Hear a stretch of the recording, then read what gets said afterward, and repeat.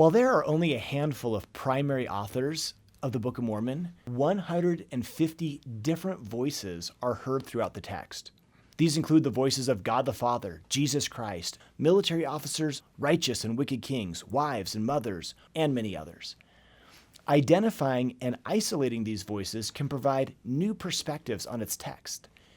It assists us in finding similarities and differences in the complex and multifaceted personalities present in the Book of Mormon. If you click the link in the video description, you can access a program that lets you see the text of the Book of Mormon parsed out by the different speakers. Let's take a quick look at the top 5 speakers in the Book of Mormon, organized by the number of words attributed to each of them. You can see that Mormon, for example, writes more words in the Book of Mormon than any other person. But there are other prominent speakers in the Book of Mormon.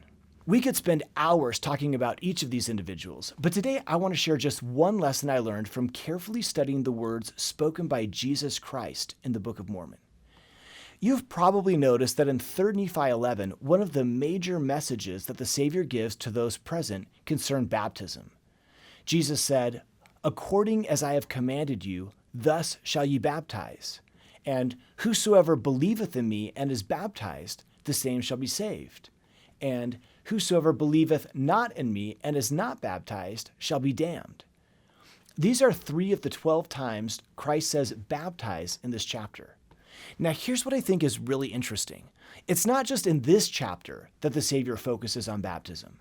In fact, throughout the Book of Mormon, Jesus Christ uses the word baptize much more frequently than any other speaker in terms of times used per 1,000 words spoken.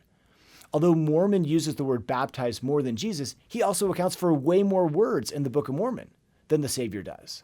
So when we take the total number of words spoken into account, Jesus Christ uses the word baptize about 500% more than Mormon or Nephi do.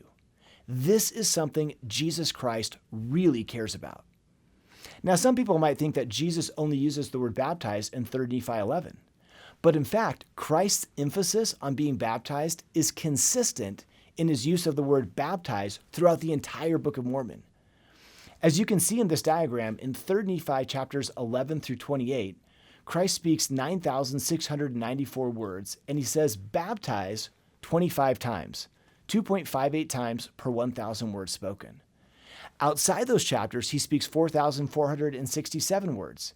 For example, he speaks to Alma and Nephi and others. And in these passages, he says baptized 11 times, 2.46 times per 1,000 words. In other words, about the same. The Savior's words are scattered throughout the Book of Mormon. But both inside and outside of 3 Nephi, he focuses on the importance of being baptized. Why does this matter? I think there are 2 key insights we can gain from this. First, and don't base your testimony of the Book of Mormon on this, it's really cool that the Savior has consistent speaking patterns in the Book of Mormon. That indicates a level of complexity beyond what Joseph Smith could have written on his own. In the Book of Mormon, we are hearing the authentic voice of Jesus Christ. That's powerful. Second, and more importantly, the Savior's patterns in using the word baptize show us that baptism matters to Jesus. It's important to him, and it should be important to us. We can also see the importance the Savior places on baptism, given that more than any other person in the Book of Mormon, he associates his name with baptism. It's personal to him.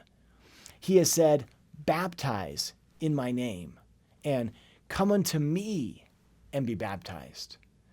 To be honest with you, until I did this study on the words of Jesus Christ in the Book of Mormon, I didn't think a lot about my baptism.